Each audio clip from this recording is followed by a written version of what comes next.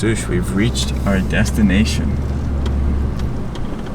We're at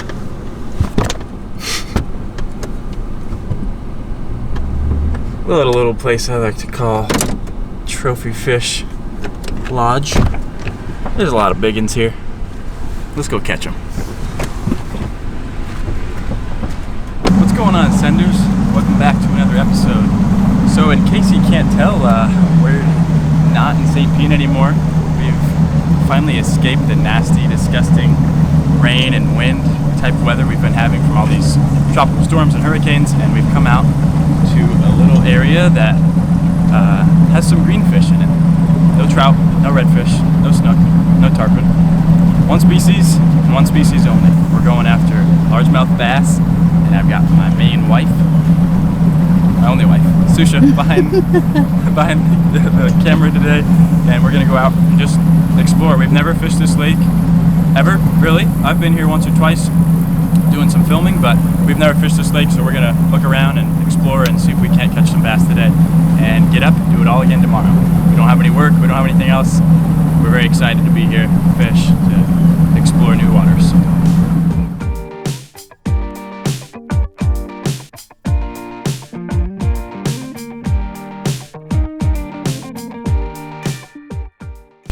We've already had a couple of blow-ups on top waters, got one to the boat. The wind's picking up, and we're gonna do a couple more drifts along some of these little I don't know what kind of grass this is. I'm a saltwater guy, I'm not a freshwater guy. I don't know the name of the grass. If you know the name, let me know what the name of that grass is. I'm gonna drift along some of this grass here and throw a couple chatterbaits and some top waters around and try to get another bite before it gets too late, and then we're going to go to dinner, wake up really early, and go bass fishing all day tomorrow. So thank you guys for tuning in and watching, and if you haven't already, please consider subscribing to the channel. All right, let's get fishing.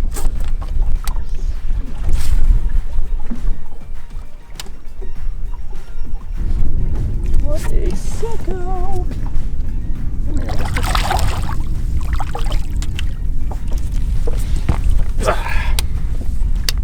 you go. There he is. First bass, not on the top water. Just, let me put the power pole down real quick so we don't get off the spot. There we go. And then we can fish this area a little bit more, but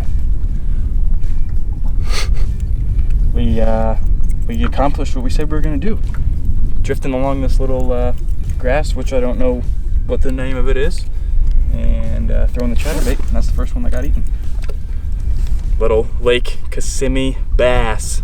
This thing looks like he could be filleted up. That's like a 13-inch snapper right there. Nice little nugget. Is that not like really fat to you? Yeah, it's cute. The thing looks really fat. All right, Mr. Largemouth. Look at that beauty. Little nugget. Let's try to get another one before we have to go in. Sweet. Bass number 2 to the boat.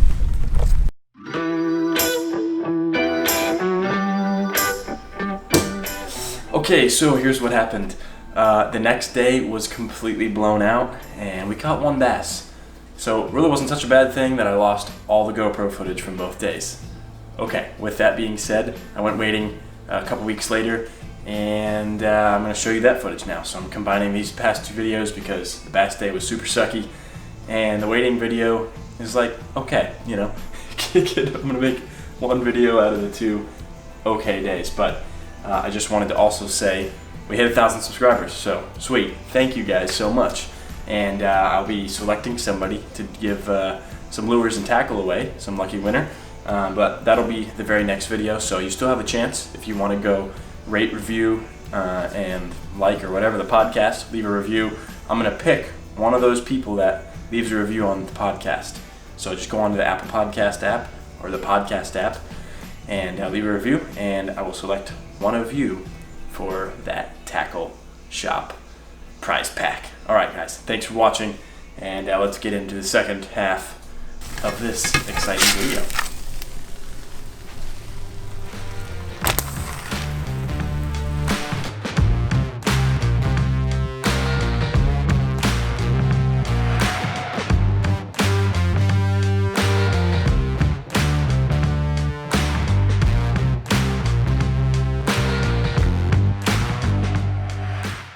starting out the morning throwing this big, loud, single knock, low pitch topwater, something bright and obvious to a fish.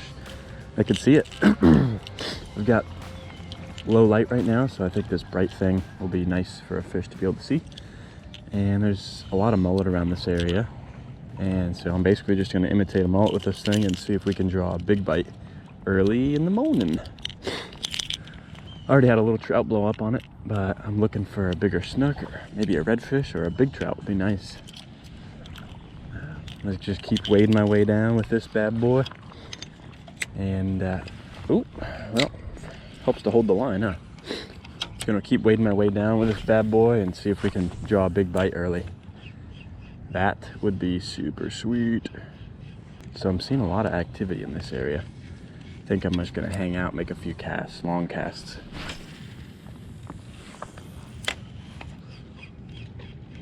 Like there's big mullet right there, just jumped.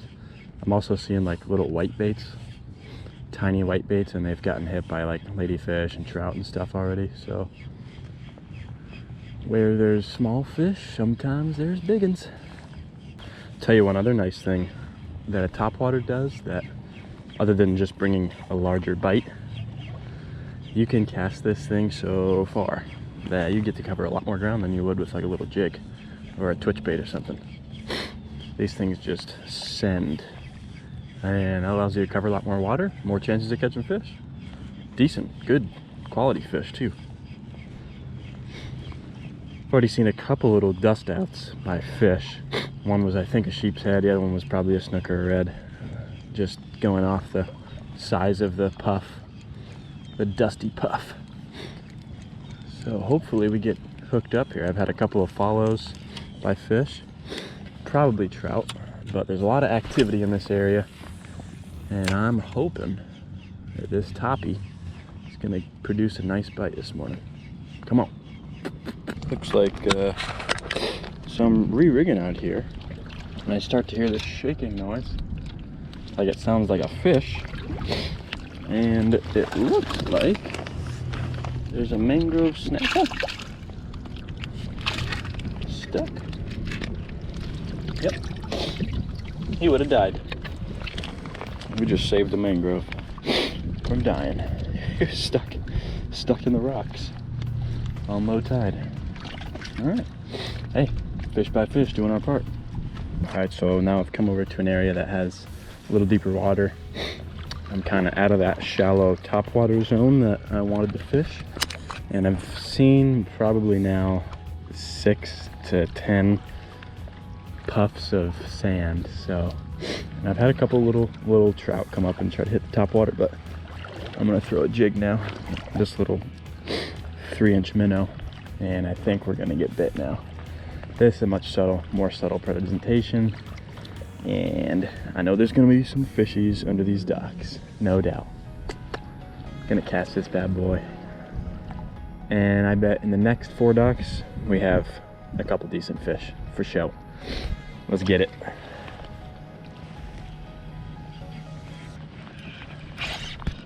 Second cast, feels like a baby red. It's a baby grouper. What? Hey, told you we were gonna catch fish if we switched over. Wow, what a pretty little guy. This is probably one of the most beautiful grouper I've ever caught. And they're so colorful when they're little like that. Holy cow. Time to let go. I thought it was a baby redfish. Nope, just a baby grouper. We got a ton of these little guys now.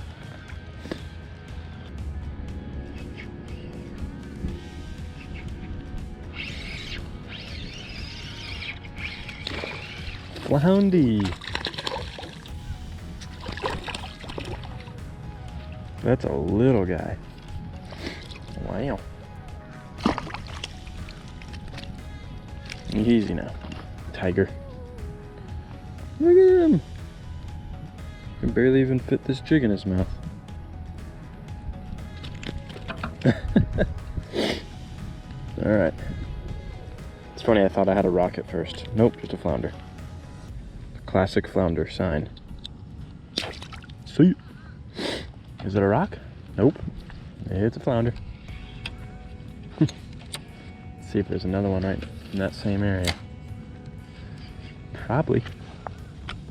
I just came to this little oyster bed here, and I figured I'd make a few casts. And while I was sitting still, I had just made a really long cast, and this redfish, it's big, like in the middle of the slot, 25, 26 incher maybe, came rolling by 2 feet in front of me, and I just stayed perfectly still.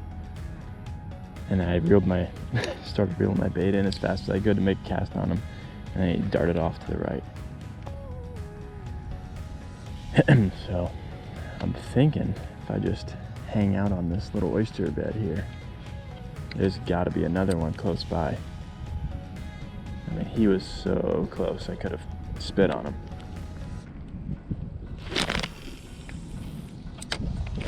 That'd be sweet. That's what I'm looking for. There we go. That's a good fish. Yes, on the spoon. Feels like a nice red, if I had to guess. Yes, baby! It's not a giant, but it is a red fish. All right. This thing is doing some circles. You done, buddy? He's hooked like right in the nostril. That's why he felt bigger. Wow. Hey, buddy. That's enough. He's not sure what's going on here. Oh. Yep. He's hooked right through the head. Holy cow. He came up to bite it and smacked it. Ended up getting a hook through almost the eyeball. I want to be really extra gentle and careful with this guy so we don't completely destroy him. It's hooked through a really, all right, there he goes. Really hard part of the head. Sweet, on the board with a red daddy. Little guy. But I kept seeing these little puffs of clouds everywhere, puffs of sand everywhere. I was like, what the heck? How? I mean, I'm making tons of casts all over the place like this. And I was like, all right, I gotta do something about this. So I put the search bait on. I haven't historically done really well on spoons, but in the past year or two, I've been trying them a little more, and it paid off, you know.